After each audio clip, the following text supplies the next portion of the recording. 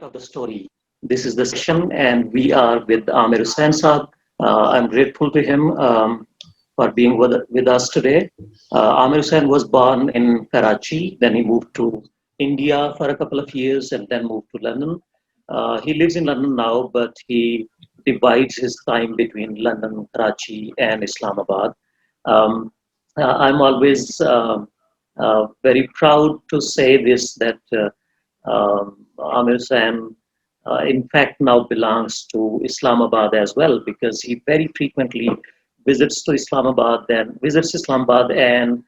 gives a lot of his time while being in London to our students who study at different universities in Pakistan. Um, Amir San has published six short story collections, two novels, and his writing is amazing, brilliant in many ways.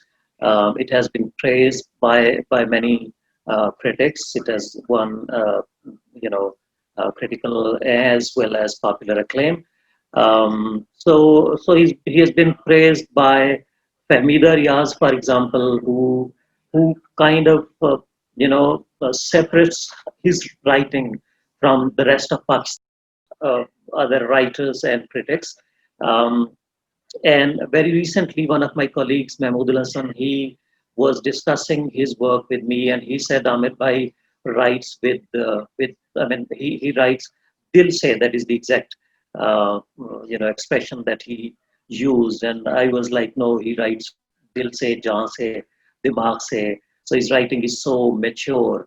And recently, Asma and I were at a national panel on Pakistani Anglophone writing. That was hosted by Pakistan Academy of Letters, and many of us were discussing, this our obsession with politics and the anxiety of being misrepresented, and expressions like intellectual comprador and intellectual and native informants. So such and the issue of authenticity. So these questions were being raised, and Muniza Shamsi, who is one of the foremost critics and historians of Pakistani writing in English. She, in fact, mentioned Amir Hussain and his works as being not overtly political and being, because it does not, it is not written in response to any event, any particular event usually, and also Amir Hussain does not usually, thinks of what the currency is, what the market demand is, for example.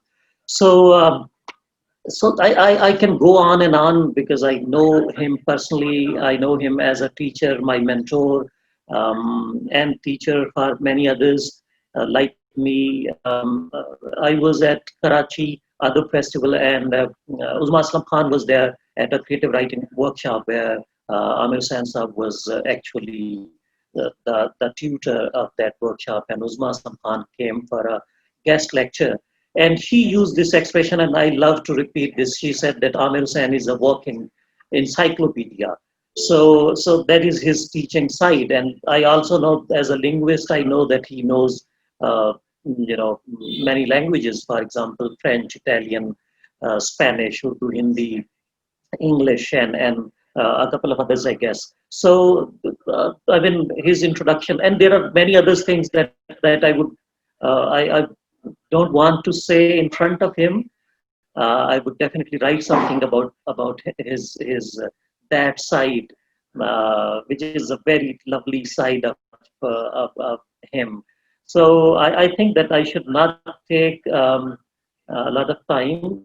I would immediately, because people are definitely waiting to hear him. So may I request Amir Hussain, the saint of Thind and flaneur of London, to please give his lecture on the art of the story. Over to Amir Hussain Sahab. Good evening, Assalamu alaikum. I was last in Islamabad just a few months ago in January, but hope to come back just a couple of months later. And of course, this pandemic caught us all, and I got stuck in London for 7 months. But I'm absolutely delighted to be back. So that in itself is a story. I'll pick up from a point that I heard Shiraz make just now, Dr. Shiraz make just now, which is about the languages I speak, and I want to connect that with the art of the story. One of the languages he didn't mention that I've known since childhood is Persian. I don't speak it fluently, it's very much in my blood. And at the age of, I think, 17, I paid attention to a chant I was listening to by Rumi of the Masnavi, Maulana Rumi of the Masnavi. And it was about Majnun sitting in the desert and writing a name over and over again in the sand. And a traveler, a passerby, stopped and asked him, "What is this you write over and over again, Majnun, in the sand?" And he said, "The name of Layla, because I can't see her. I unite myself with her name." That, for me, is the beginning of the art of storytelling. That you can tell something in 4 lines that resonates so much that it brings you a whole world, the world of these two separated lovers, and everything that lies between. And in between, you can invent absolutely anything you want to. Which Layla are we talking about? Which Majnun are we talking about? Layla means the knight. Majnun means the madman. So, they were actually called Qais and Layla. So just to say that the short story, or the story for me, is not necessarily the conventional, formal Western short story. Because often historians of the short story in the East and the West look to the 19th century or the early 20th century for the development of the short story as we know it. So we talk about Chekhov, we talk about de Maupassant, then we move on to modernism and Catherine Mansfield, and we talk about Joyce and their descendants. To begin with, we talk about the twist in the tale of the story, and then we talk about the epiphany of the moment of being, something that brings the story to life with a beautiful verbal image or a visual image, and so on. And we open our eyes and our ears to these twists and turns of life, or the joy that the eye perceives. But that's not all a story has to be, because until, let's say, we formulated the short story in a particular mode, a story was a story was a story. In fact, when we had words like his story and her story used by the Americans, it's theoretical jargon. In Italian, the word storia, la storia, means both history and story. So it's got nothing to do with gendered pronouns at all. Anyway, stories can be long, stories can be short, they can be any length. I imagine that when we talk about the art of the story, we're talking about something that we can read in a sitting or 2 sittings, a story that covers perhaps a few pages, perhaps at the moment, at the most 30, 40. I'll talk about that in a minute. And the story has its roots in many, many, many multiple sources, many multiple cultures. So sitting here today in Pakistan, I can think of the stories that I grew up with as a child, not the ones I read, which were the Ugly Duckling and Cinderella and Snow White and what else can we think of? All those stories that you read with beautiful picture books. But also the stories I heard in the vernaculars, our mother tongues, and I say tongues advisedly because many of us have more than one language behind us or echoing in our ears. So, for example, when we talk about Aladdin and Ali Baba, I immediately hear the word Aladdin, Chiraghe Cheen, Ali Baba, Charlie's Chor, Khulda Simpson. These are stories that come from centuries ago. They are from Alif Layla wa Layla, 1001 Nights. Those are stories. There are stories in the Jataks, there are stories in the Panchatantra, there are stories from everything. So a writer like me who grew up in a westernized culture and with a westernized literary formation, when I came to writing, I was very much finding my way by reading the short stories of Western writers. And then after that, there were Japanese writers who, on the one hand, were influenced by the West or by Russian literature. On the other hand, they were making their own way, like Akutagawa. I don't know how many of you have seen a film called Rashomon by Kurosawa, which tells the same story from 6 points of view. But that story is actually pretty much taken from traditional Japanese storytelling techniques. So we have all those different resources that we can turn to for the story. And we should not confine ourselves as writers or as readers to one particular generic definition. I think it's wise to know these things as teachers, it's wise to know these things as students, it's wise to know these things as writers, but not to shut the story in a box. Because when you open the box, things leap out, and you let them leap out at you, you'll find many, many different ways of telling a story. People keep asking me about length. I think let's talk about the craft of the story as well.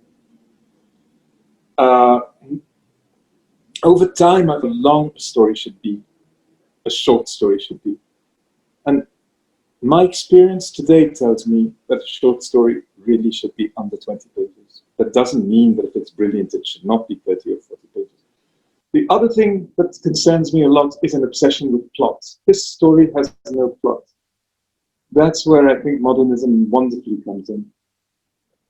But it allows you to convey a story of a day, of a night, of a life lived in a day or a night, or a day and a night lived in a life, if you can see what I mean. In that, the story of a day can tell you the story of a life, because memory, of course, is so connected with the art of storytelling, as much as imagination, if not more. And also, a whole life can be told on one page through a series of images, succinct images, that convey the life's experience of a single character. The story is about perspective. How do we choose perspective? Is it the first or the third person? Now, we might say that traditional storytelling basically is in the third person, because we say once upon a time there was a prince, or once upon a time there was a pauper. On the other hand, when you read so many of the stories, particularly from the Eastern tradition, they move into the first person with inset stories, so you can have stories within stories and make the story even longer. Now, I'm not talking about the conventional short story anymore, but something that's bigger and perhaps more fluid and allows you more scope and flexibility. The story is about texture, which is the language, which is the images you use, which is the fluidity with which the story is narrated. It might be about shifting perspectives, how from one character it might move to another and cause you any amount of surprises. Now, perhaps I'm going against conventional wisdom here about, restricting it to one perspective and being absolutely confined to the thoughts of one person or the experiences of one person. A story can be omniscient, or it can be a bird's eye view, or it can be narrated very, very personally. It can have a fallible narrator, a storyteller that you know is telling you a lie, or it can be so close to memoir that it actually conveys the life story of the writer at the time. Having spoken of memoir, again, the question, the dividing line between real life, fiction, and memory. Very often, and I think I was fascinated to be told quite recently about something I had written about Dear Family Friend, who is also a famous writer, Philippa Van Heiberg, that so many people read it as a fictionalized version of my friendship with her, or my relationship with her, which was both of nephew and admirer. Nephew by love, not by love. But I hadn't written it as fiction at all. I had just written it as an account of an experience which spans 20 years. And again, I'm talking about the question of time. I'll come back to that in a minute. Not 20 years, I'm sorry, more like 40 years. I don't want to begin to count now. That was what it was. But I had told it in a way that allowed people to believe that it might be fictionalized. Why is that? Because it had dialogue in it as well as reported speech. Because it had scenes in it as well as narrative. All that is the art of the storyteller. That's the art that the fiction writer has learned from life and from art, and his way of conveying a story. So in that sense, I come back to what I was saying earlier, and it becomes a story. It's not a fiction. There is a difference. A story covers a range of possibilities. It doesn't have to be fiction. Let me tell you my story is what so many people tell writers when you sit on a plane or a train or a bus. And I've heard so many stories that way. And some of them have become fiction. Some of them have stayed very close to the truth. How do you turn real life into fiction? There is a line. You change names, you change incidents, you shift an incident from one place to another. You report something that caused you great pain, but you place it 1 or 2 years after it really happened. You elide a huge incident from your real life if you're telling a story of a particular week that's been, had a great effect on you. And you've chosen then not to make a pact with the reader and call it a memoir, or to call it life writing. You've made it into fiction. There are many, many different ways of doing that. It's hard to explain without giving tangible examples, but I'm sure I can if I have to. Yes, I can give an example. There's a story called Meri Aap Biti Tha Isme Chukta. That's just a straightforward memoir, but when you read it, it reads like beautiful storytelling.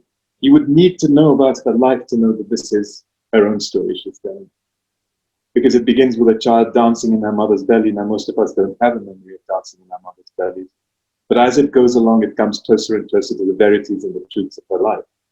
And by reading 3 or 4 lines of biography, you know that she is telling you about herself. I mean, if there's any fictional license, I also have to say, memory plays the biggest tricks on us.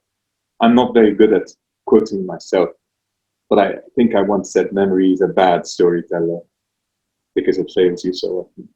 But yet, of course, it is very much the tool of many stories because memory becomes imagination so often. I was talking about time, and just as I said that stories can be the story of a lifetime within one day, a story can also span 20 years, 40 years, 50 years, it can jump from, let's say, 1960 and then suddenly flash forward to 1990.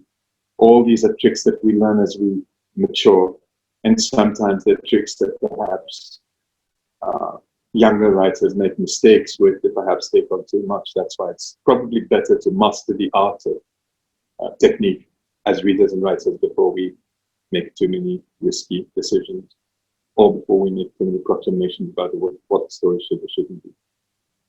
Subject matter. A story is really about itself. But I mean, what is the greatest subject matter of all stories? What is the wheel of existence that the Buddhists talk about? Birth, old age, sickness, and death. Now that covers a whole range of spectrums. And these are subjects that have concerned writers and storytellers from the beginning of time, and they still do. Because even when we talk about political storytelling or socially conscious storytelling, these things are the greatest elements in all that. That's what we respond to. That's what brings a story to life. You know, that's the experience of life that we all have. One day someone told me that we just need to open a newspaper in Pakistan and we have a short story in the newspaper. Yes, but how do you tell that short story? Whose perspective do you choose? Which character are you going to write about? The victim, the perpetrator, someone who's watching, someone who's involved? All these things matter. So the art of the journalist, or the mission of the journalist, and the art of the storyteller actually are two very, very different things. They can coincide at times, but I don't think they're the same thing, which is why very often journalists don't make very good short story writers. And short story writers very often don't make very good journalists. I'm sure that there are many people who can do both. I know some very good journalists, also very good writers. Very often they abandon the first career to take on the second. What else can one say about the story after a lifetime of writing them? Half a lifetime, because I started when I was 30 and I'm 65 now, so more than half a lifetime. I came to them myself by accident. It was easier to write a short story than a novel. Many people feel that writing a short story is a prelude to writing a novel. It certainly is easier in terms of time, and the time that you put into it, and the time you spend on it, and the time you spend crafting it.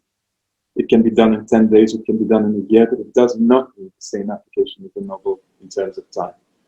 It needs the same application in terms of concentration. Likewise, as readers, don't feel that you can just skim a short story in a minute and get everything out of it. As an ardent and inveterate reader of short stories, I feel you actually need to linger over a short story in a way that you don't over many chapters of a novel. Novels are full of fillers. Many chapters are just narrative that carry you forward. They might not have a line that demands that you be imprisoned by that line or that you find the line illuminating. It might just be there to take you forward. In short stories, that becomes slack, and that's why in the hands of a bad short story writer or a lazy short story writer who thinks that it's just a short story is just some kind of outtake of a novel, you find bits that really shouldn't be there. And once upon a time, I used to meet teachers and instructors in the art of story writing who tell you, you need to make this longer. My advice very often to short story writers is make it shorter. And when I read some of the best, and I won't mention any names, short stories that are really very, very long, I feel if she had or he had only cut out as it is, it's almost a masterpiece. That's my way of thinking about it. But yes, the reason that you're calling it a short story is that it's short. That doesn't mean that it doesn't demand time. Not very long ago, I was listening to a discussion about poetry, and we were talking about how you need to linger over a poem. And I think that, a 6-line poem can sometimes demand more attention from you than 100 pages of a novel.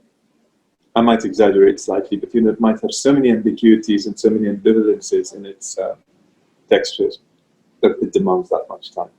A very good short story will also demand that much time. Not because it's meant to be mysterious, to hide something from you, because many times people read stories and say, what was the hidden meaning of that story? It doesn't have a hidden meaning. The meaning should be there.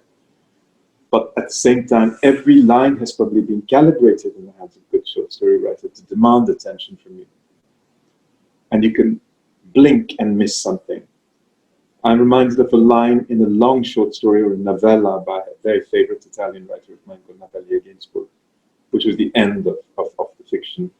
And it said about someone, one day she died with a bitter smile on her face of someone who wanted to be left to one side, wanted to be left alone.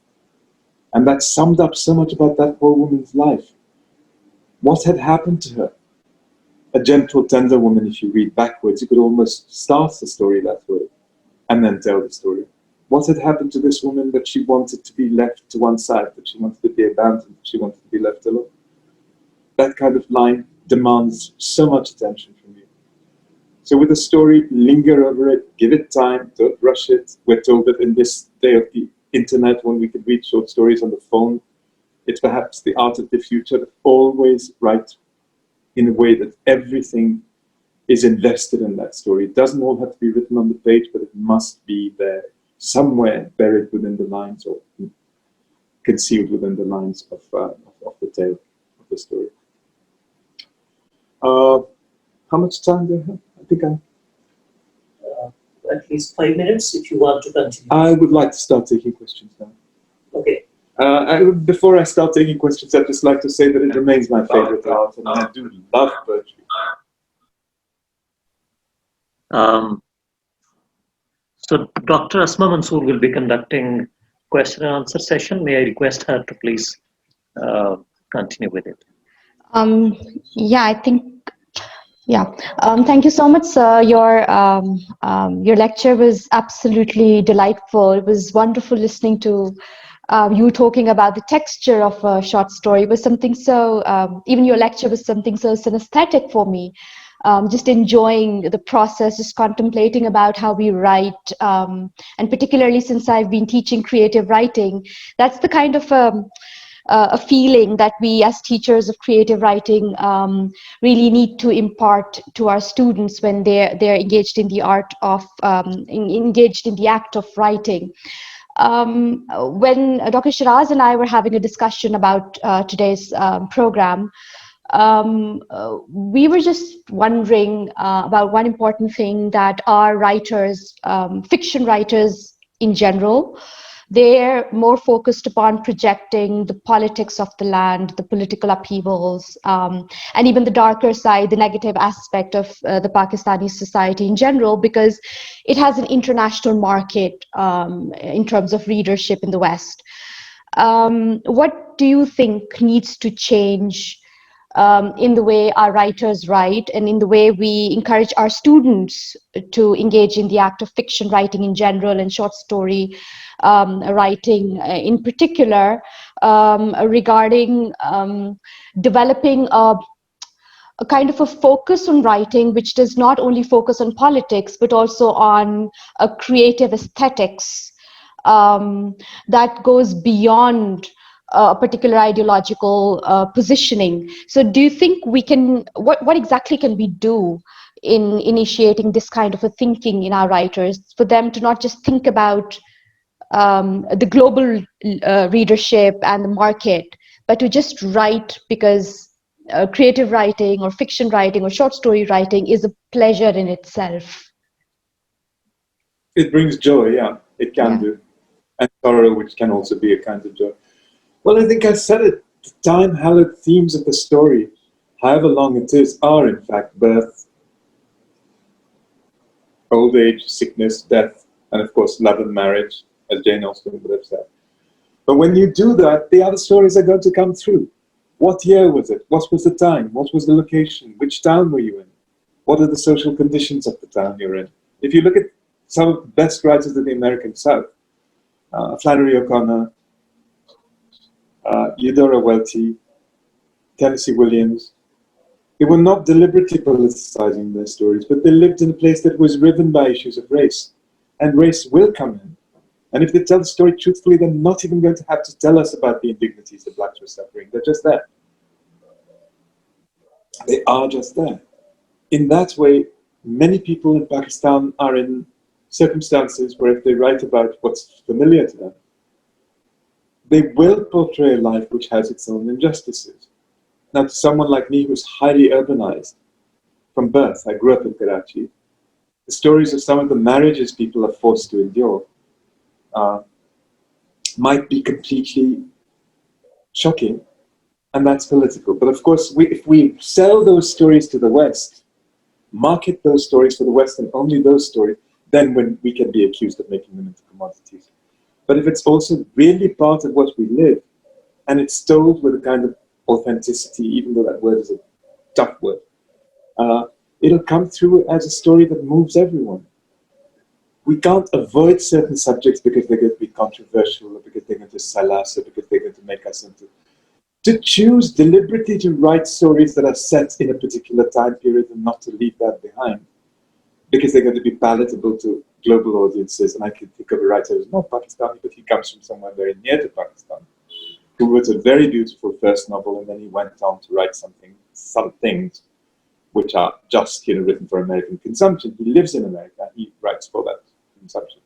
I personally don't like or love every Pakistani novel that I read by English language authors, but I really don't think that 5 or 6 people who are always accused of writing for the West or living in the West do that. And in fact, some of them don't live in the West anymore anyway. Or some of them, a couple of us visit Pakistan so often that we can't really be accused of writing for the West. I think you need to write about what you want to write about.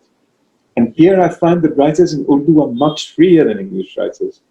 In that, if they write in Urdu about what they see as the evils of village life, or the hardships that conservative communities might inflict on their young, they get away with it because they're not selling it to anyone. They're talking to each other. The minute that very same story is translated into English, it might be seen as unveiling an unpalatable aspect of society. Having said which, coming back to the question of joy, I mean, there are people who write the most lovely, delightful novels. One that comes to mind from Pakistan is Shahzad Haider, who wrote a story about a young woman who's, befriends a jinn. Now, on the surface, it could be a story that could be read by young children. That story was really about a woman coming of age. And it had its political realities in it. But then we ask ourselves, what is politics? What do we mean when we say politics? Does politics mean real politics? Does it mean what's happening on the world stage or the local stage? Does it mean that we're banging on about one government or another? Does it mean that we're critiquing the political system of governance that we're in right now?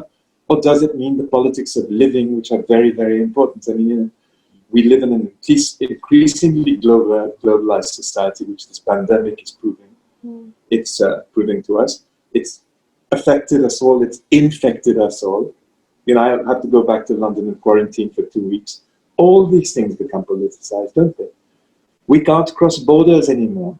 It was hard enough before, but we can't cross borders anymore because until we prove otherwise, we are sick.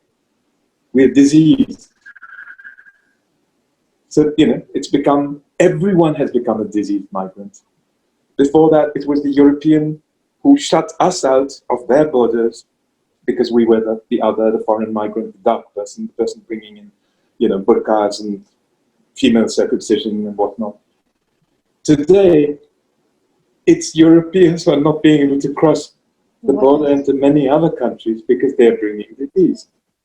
So I think I've said enough about that, but you know, the whole range is politicized. We don't need just to think of one particular period of Pakistani history which made it interesting to the West or topical to the West.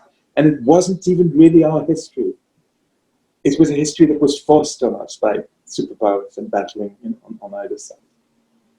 We can abandon that, I think. But the first question I would ask anyone who talks about this, when you say politics, what do you mean by politics? And when you say apolitical, what do you mean by apolitical? Because I was in another discussion a couple of nights ago, and I said, Aamer Hussein is supposed to be a wonderful Urdu writer, who was always supposed to steer away from politics. But I read 2 of her stories in the very late 80s or early 90s. One was called Pehchan and was about a child who loses his mother in an affair. And then he keeps moving from one woman to another, all wearing burqas, until he keeps saying, "Mummy, mummy, mummy," and then one of them, I think, says, "Meri Jaan" or something, and she finds him. He finds her. The other one was about opening a window and seeing a gallows. Later, there was a story about real estate being sold in Islamabad and a woman digging her garden and finding bones there and realizing she was in a graveyard. These are political truths she's telling. Yeah, they're not newspaper politics, but they're the politics we live. That's how I read it. You know? Yeah. Another question? Yeah. Why do you prefer to write a short story or a short story rather than, you know, other forms of creative writing? What is it about the short story that? I would love to be a poet. I mean, that's what I first wanted to be. My urge. See, I'm a singer, and my first urge is lyrical. I used to love collecting poems and songs from everywhere, and that's how I probably first started to write stories. I started to write short stories because they were short. I mean, I could express myself, or because I was starting things and leaving them in half and suddenly deciding that that was all I wanted to say in that particular piece. So I had about 3 things that I thought might be part of the novel. Then, through reading, and you might call it research, this was informal research, you know, reading through the American short story writers, French, Italian, Russian, sometimes in the original language, Hindi, Urdu, Japanese, Chinese, Korean, Indonesian, I just found that the line for me across literatures was always, always, always the highest in short story, which meant I devoted myself to it and learned that it allows us so much freedom rather than restriction. The discipline is of how many words you use, how many pages you use, or you cover, how much you waste, how much you delete, and you can really focus on it. When I tried writing a novella, it was just an outgrowth of a story. I mean, it was 20 pages, then it was 40, and I believe that once you've written 40 pages, you should not call it a story anymore. So that means it needed stuff. I mean, don't call it a short story anymore, certainly it's not short. Add pages to it. But when I actually wrote a novel, somebody had just read what I call my only novel, Cloud Messenger, and told me how good it is. And I just find that book boring because I'm just reminded by how very bored I was when I wrote it. I wasn't bored by the initial impulse, but by having to go back and cover the tracks of the characters and see if I've got the time scale right, and live with their emotions for very long and wonder how many years I needed to put into it and what years I should cut out. And I thought, oh God, this is not what I want to do. And when I came back to short story writing after, it was such a release, but I also realized that I wanted to be as experimental for a few years as I could be with the short story. That meant trying to put as much as I could into 2,000 words, 1,500 words, then 1,000 words, and then 800 or 500 words. Another reason is that when I first started writing in Urdu, I'd been afraid all my life of being, I couldn't even write in Urdu until I was much older. But when I did write, my writing life had always been the fear that I would not be able to write in my language. So I thought, let me try writing one page. Then I wanted to write another page.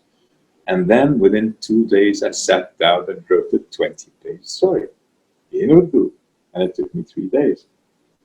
So I just realized then, never again am I going to try a novel. Not even a very long story. At the moment, I have a long story brewing, but that's because of the pandemic and the lockdown, because I feel I'm approaching the end of my years, so it's all there. So I hope that's answered your question. That's as honest as I can be. It's just a form I love, and I just, as a writer, I find that novel writing boring. As a reader, I love novels. And but still, I mean, my preference is for the short story as a form, in most cases. Yeah, thank you. Dr. Shiraz, if you have any questions, because I'll be surfing the chat box then to find if I have any questions, if people have asked any questions. Could you please ask a question, Dr. Shiraz? Okay, so I wanted to ask a question. Yes, it's about Aamer Hussain's Urdu short story. I mean, he has recently published a brilliant book which is called as Zindagi Se Pehle. It was published in Karachi by Ushba Publishers. I've read it, and the characters are literally living with me. So I wanted to ask about the choice of the language and how he opts for, chooses between the languages. We know Aamer Hussain has read literature um, in several languages, as he knows many languages and he's proficient reader in all of them. So I wanted to ask Aamer Saab if you could talk about his, your selection of the language. Is it the subject matter that asks for one language and not the other, or it is something else? I mean, is it because of the setting, the characters? So what is it? How do you choose a language, a particular language for a particular short story? To begin with, it was a kind of combination of emotional and intellectual pressure. I don't know, with me very often my mind and my heart go along together. And I just did feel it. I've been carrying this burden for, let me count, 1986 to 2012. How many years does that make it? Who's a good mathematician here? 24 years or something? Is that 24 years? 1986 to 2012? Well, it's something. It's 34 years. So 34 years I kept on wanting to experiment with writing in Urdu. I did secretly. I tried Roman. I tried writing Urdu by hand because I can't really type very fast in Urdu, except I can now type reasonably well on a mobile phone, as Shiraz knows. But I couldn't type a whole story that way. So I sat down and wrote by hand. I just needed to get rid of this burden on me of not being able to write in what is technically my mother tongue. Really, it's my second language for many reasons, which I probably don't need to go into at the moment. But I said, let me try to do this. And I have a very good friend called Asma Mansoor, who just told me at that time, "Jaise aap bolte hain, waise likhiye, aap Urdu bahut achhi bolte hain. Bol lete hain," was actually what she said. So I said, okay, let me sit down and try to write the way I talk. Of course, I could not write the way I talk because I had read so much Urdu poetry, I had read so much Urdu fiction, I had read so much Farsi poetry. I don't read fiction in Farsi; it's a bit more convoluted, modern Farsi for me.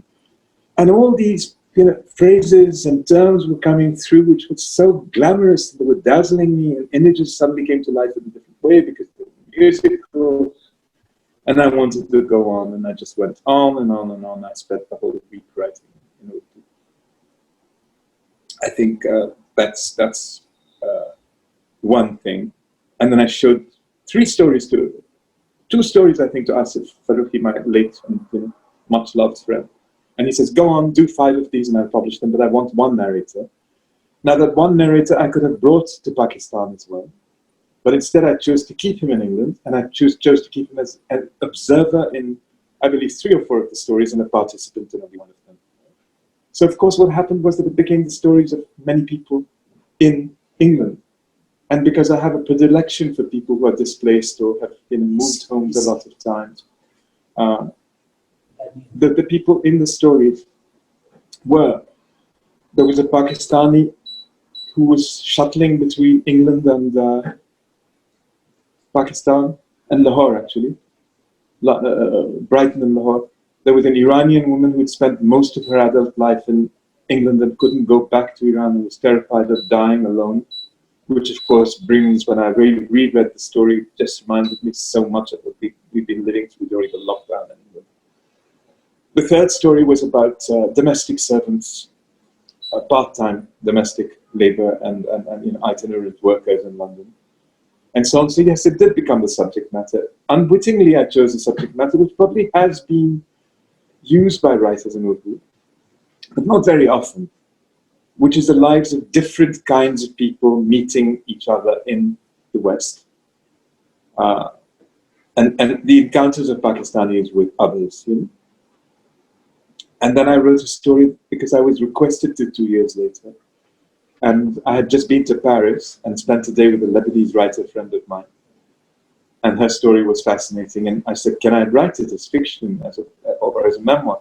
She says, yes, but change the country I come from and change my name. So then it became a story, and that's Santa Spoiler. So, that was again on commission. But it was very much in keeping with the other stories in the same narrative. Some years went by, and my publisher in Pakistan asked me if I could write for children, Urdu stories for children. I said, I've never written for children before. She says, don't write for children, write about children, write about young people, write stories that will be appealing to young people. I was lying in bed with a broken leg, and I found I could do it very easily, so I wrote 3 of those. So yeah, all the questions you've asked, have answered. It's need, it's supply, it's compulsion, it's requests, and then from time to time, the urge has come to express myself in one language or another. Again, recently I've been working with English, but I'm sure I'll go back to Urdu again at some point. I have the freedom of both now. Just as I have with a 2-year visa, I have the freedom to come to Pakistan whenever I want to, pandemic and lockdown permitting. So. Yeah, we have a question here from Mr. Mahmood Al Hassan. He writes that in my study of Pakistani Anglophone fiction, characterization often gets ignored in pursuit of writing and situating fiction in the political settings and conflicts, as you said in response to Dr. Asma's first question. So my question is, what is it that determines or inspires the build-up of the plots in your stories? I mean, when you write, there must be something in your mind you begin with, a character, an idea, an issue, etc. Probably an image, a haunting image. Then a character that embodies the image. And then the incidents that might inform that character's life. Recently, I've started drawing more and more from life. Because, being on one's own, as most of us have been during lockdown in England, one thinks a lot about the lives of others more than one's own. And one feels they make, exceptional stories, or one's relationships with others. For me, I think relationships are the key point. So whether they're fictionalized or whether they're true, whether they're completely imaginary or whether they're semi-imaginary. When I borrow stories from Maulana or from Attar, I also find stories of relationships are very fine. So it used to be, conventional relationships of love. Now it's very often relationships of men and mankind and human beings, or womankind and womankind and animals. The way we treat animals, and actually, A friend of mine who happens to be here at the moment pointed out to me that recently there's been an increasing involvement with natural life in my fiction. So that also inspires me quite a lot, what I see in nature, but not in a kind of exoticized way. So for example, one time I was inspired to write a story by floods in Pakistan that was not about the real floods, it was about something that might happen. And that story was almost futuristic because it's much more like what happened to us a few weeks ago in Karachi, which with two men sitting at a club talking about politics and romance and their past and wars and so on and so forth, as people will, and suddenly finding that they might not be able to go home because the streets were flooded. And in that there was the killing of an aid worker, which was quite reminiscent of things that happened later. So things can inspire me, not immediately reminded of things in real life that inspired me. Floods inspire. Inspire is a terrible word to use. Floods cause a lot of pain. I find that reading about floods anywhere that I've been, once 10, 15 years ago I was in Indonesia and there was a flood. And I came back and wrote what became the title story of my book, Insomnia. Because it was a time when I and another Pakistani writer who happened to be in New York just cried on the phone together when we heard about what was happening in Pakistan and other places around us. So it can, in that sense, yes. When people say Aamer Hussein never writes about issues, no, Aamer Hussein sometimes does write about issues. But they're not issues in a kind of breast beating or drum beating. I hope. That's up to the reader to tell me. Yeah, we have Miss Nayab Murad here. She says, she's asking, I would like to know your opinion on the symbiotic relationship of story and culture. For example, representation of gender, cultural, religious context, and or ideologies can vary from culture to culture. But if we present some characters as prototypes of a culture, then the sensitivities of one story are applicable to the whole culture, which then affects the overall picture of that culture. I'm referring here to your short story collection, This Other Salt. There are, there are certain incidents in The Keeper of the Shrine that I find hard to generalize, though we cannot deny the presence or possibilities of those incidents. Hard to generalize. I would like that to be more specific. That's a ghost story. Basically, it's a traditional ghost story that's an amalgam or a melange of different kinds of storytelling from the Indus Valley. So yeah, it's just really a retelling of stories with a with a touch of my own. It's about an honor killing. I think it's as simple as that, but then it's also a ghost story. But it's a ghost story in the sense that I believe that the memory of the dead comes to haunt you if you have committed a crime. You can't just be absolved of that crime. Right. So it's about collective responsibility for the crime. Yeah. We have Dr. Sibghatullah Khan here. He says that short story is exclusionary in nature, whereas a novel is all-inclusive. We have stories scattered everywhere, but not novels. Instead of internalizing and fine-tuning segments of everyday life and presenting them with some creativity, don't you think that our novelists are busy handling a little too much? Is that the reason that they hardly fight comparison with those who write novels in a pared down language with many details left to imagine for the readers? Was that the reason that Borges did not prefer to write novels?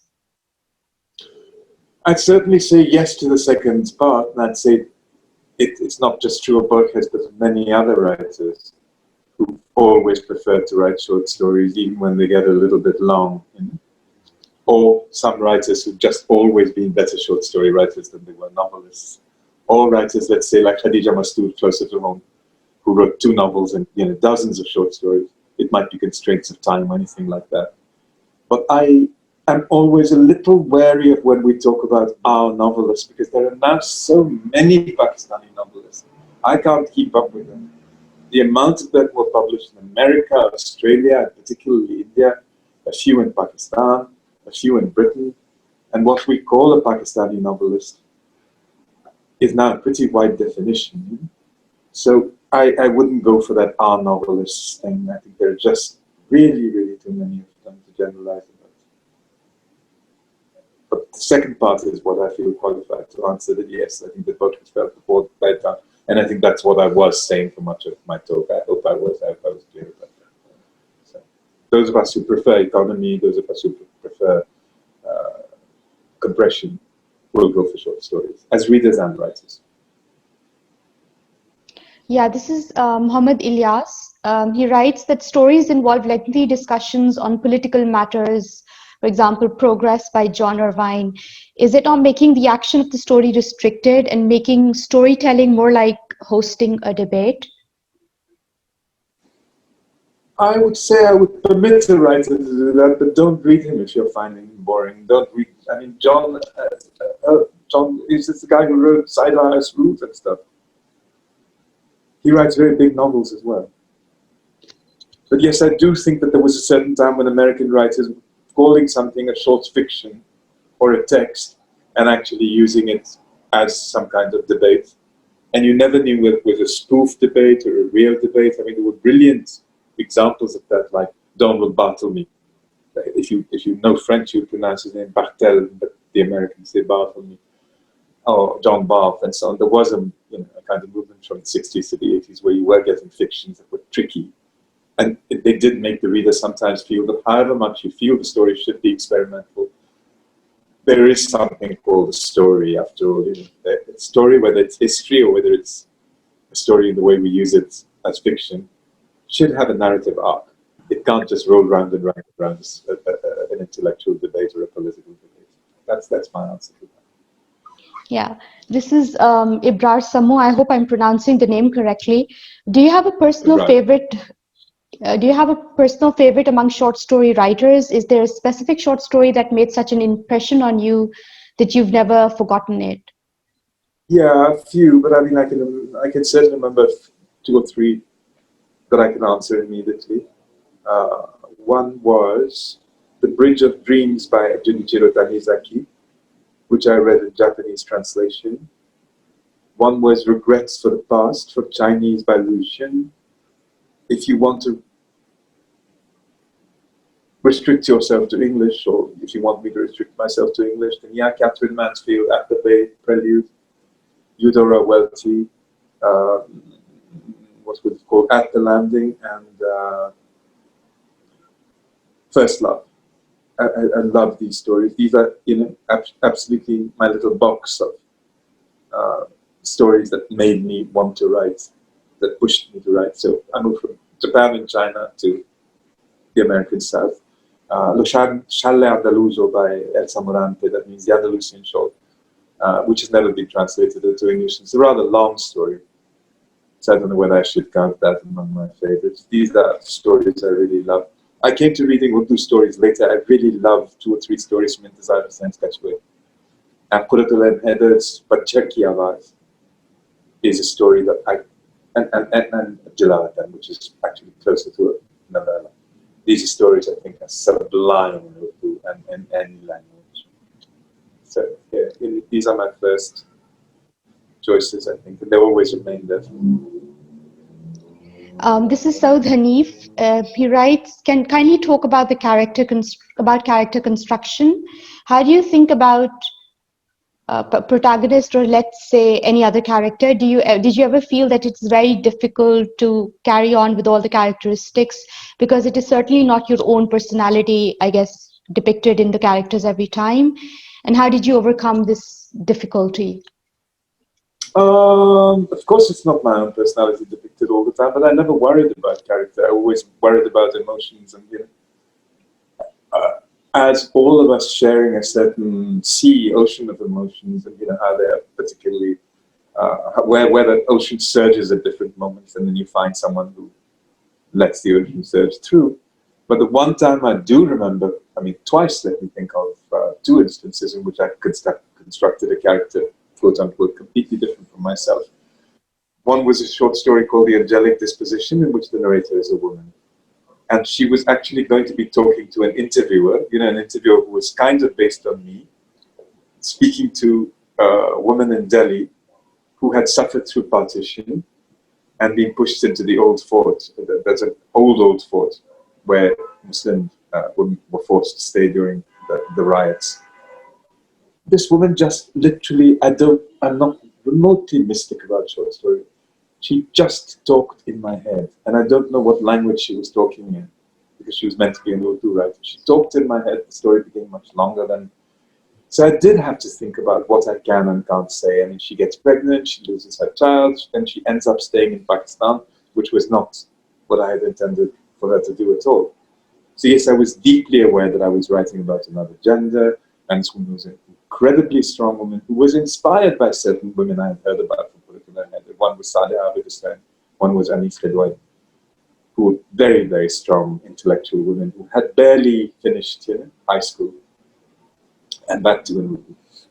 So she was inspired by their doings, but the character was not any of them or either of them. The second one was in my novella, Another Golden Tree, which is a man who was born in the 20s, teens of the century, and is from the rural Punjab. And I had no problem creating it at all, nothing. It just came to me.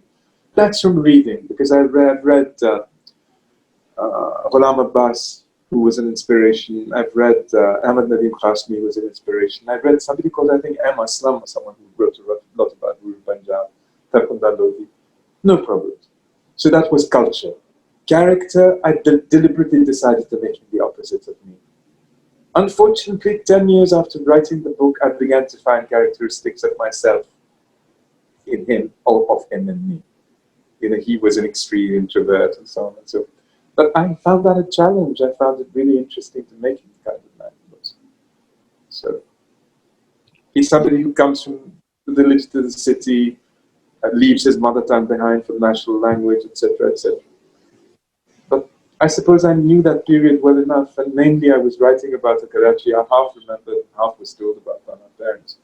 So also his presence in that Karachi during Ayub Khan's time was an influence on his character, because I believed the environment we live in, the politics or the social system that we're surviving in, has an effect on our characters.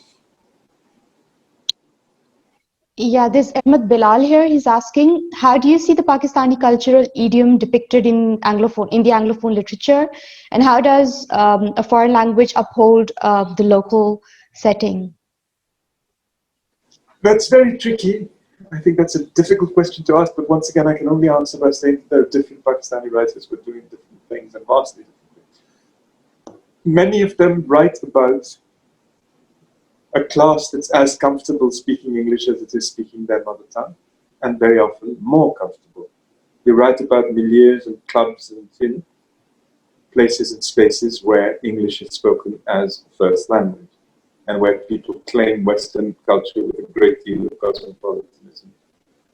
When you're writing about villages, there is this temptation to say, I had Billo's mother, please hand me, don't burn the chapatis, which sounds totally normal. So it depends on what milieu you choose, what atmosphere you choose, what environment you choose, and your distance from the character you're depicting. Because a lot of Anglophone writers are not going to be very much at ease with village life. I think there are one or two these days who have lived with it. Most of them haven't. To the best of my knowledge. There's Can I ask a question? yeah, Dr. Shiraz, I was going Okay. Aamer Hussein was talking about his influences, and he talked about, that he literally has a box of short stories that he goes back to. And so, a relevant question that I received from one of my students at Air University, Umaira Aleem, she says that whether it is more reading in one language or reading in many languages that nurture your creativity more. So I know that you read in different languages, some in translation, some because you know many languages. So what would it be that should we be reading, for example, because many of Pakistanis are also multilingual.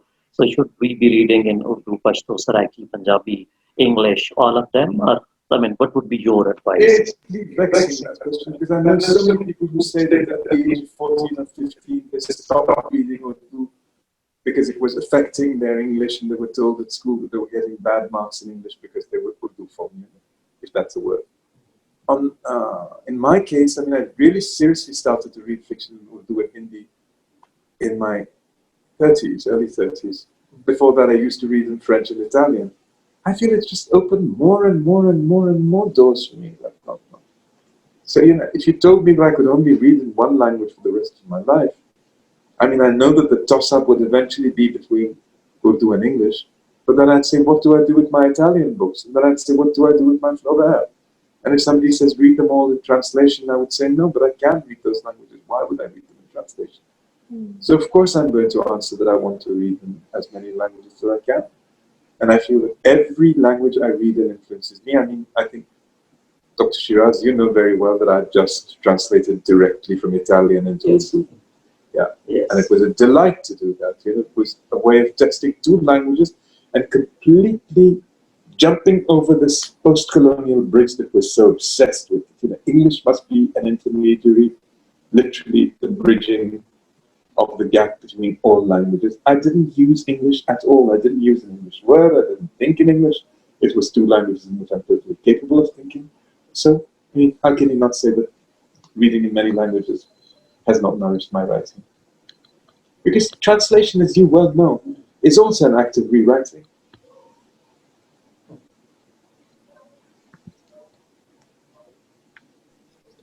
Dr. Shiraz, would you like to add something? So I wanted to ask Aamer Hussain Saab if we can continue. Yes. We have many questions coming. So just a few more minutes, maybe 10 minutes. Yeah. So we have Dr. Sibgadullah Khan with us, Ustadul Asatza. And he has a question, I guess. So I request him to please unmute himself and ask the question directly of Aamer Hussain Saab. Thank you, Dr. Shiraz. Am I audible? Yes, sir, you are. Okay. This is a kind of naughty question. And thank you, Aamer Hussain Saab. Thank you so much for your very enlightening talk so far. And we are being enlightened on so many things in terms of your art of storytelling. So this is my second question for you. Robert Frost was of the view that a die-hard realist wants to present a potato along with the dirt without cleaning it. An artist or an aesthete might want to wash it clean and present it. Where do you think do our short story writers stand, especially in these postmodernist or post-humanist, for that matter, times when people want to present potatoes with the dirt with a temporal distortion brought to their presentation? For example, what do you prefer to do? So you have to I believe in a suggestive realism rather than a graphic realism. And since I'm not very fascinated by either the look or the color or the smell of turds, I probably wouldn't be writing about a turd. So I might just use the word. But I have, in a story, written about this uplethatna, Kaldang, of the nostalgia of a woman who's passing through her village and she suddenly sees these cakes and wants to cry. But that object, which might not be seen as romantic by anyone, is somehow at that moment romantic to her. Or a Lebanese woman recently read a story of mine, which is a story within a story within a story of somebody who writes about a sow, a female pig, who's called Suwaria and how she's abused. And she said, I found that harrowing. I said, I didn't mean it to be harrowing. She just looked at me and said, I found it harrowing. So I suppose we do what we do. If we're honest to ourselves, we're going to write, something that expresses what we want to say. I don't think we can sit and make a theory about it as writers when we're doing it. Otherwise, it's going to affect our work and make it look artificial. Does that answer your question? Thank you. Yes. This is Saira Fatima here. She says, I particularly enjoyed reading your novel Another Gold Moher Tree, and there are very clearly discernible strains of magical realism in that novel. Could you comment on how magical realism as a technique inspired you to experiment with the form of your novel?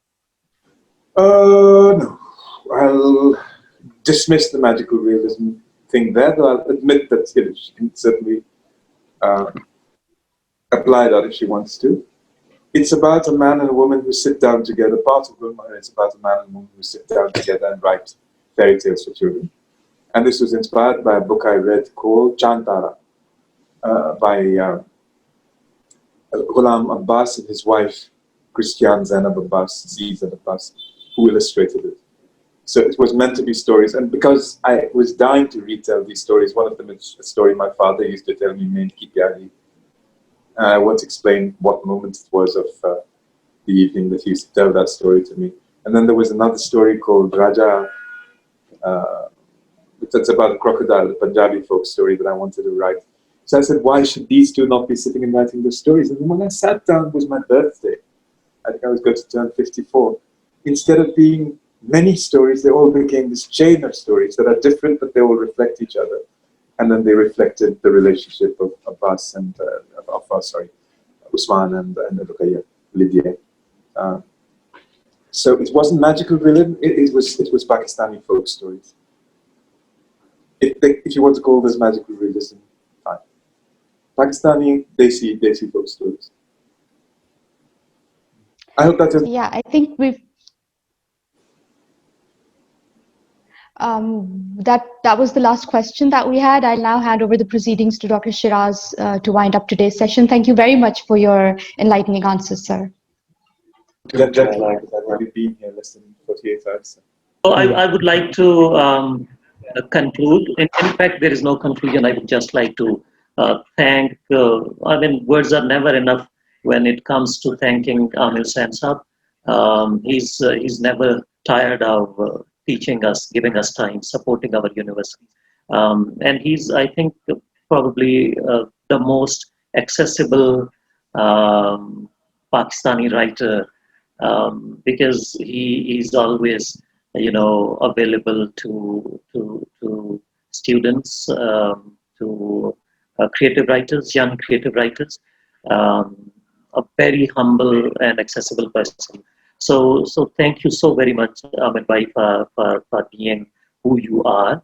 And I'm also grateful to my all able colleague, Dr. Asma Mansoor, for always being there whenever we have sessions at Literary Society of Pakistan or at the Department of English at IIU. So you are always there with your, this intellectual and administrative ability. Thank you very much. I also can see several colleagues like Dr. Bibi Amina from International Islamic University. Thank you for joining us. And many students. Another colleague from Namal IIU. She's originally an expert in Turkish literature, Sibel, Dr. Sibel Beram. She's also with us today. Thank you very much. And many students. There are people from all over the country. I can see my student Shehnaz Mehboob from Quetta, and there are people from northern areas of Pakistan. I have just seen Sitan Ali from north. So people from all over the country are there. Many of Asma's students are there among the audience, and this is definitely going to, help many of us in understanding the art of the short story better, and also in becoming better writers as well as better readers and critics of the story. Thank you for this very wonderful evening, Aamer Bhai. Thank you so very much. Thank you. Thank you.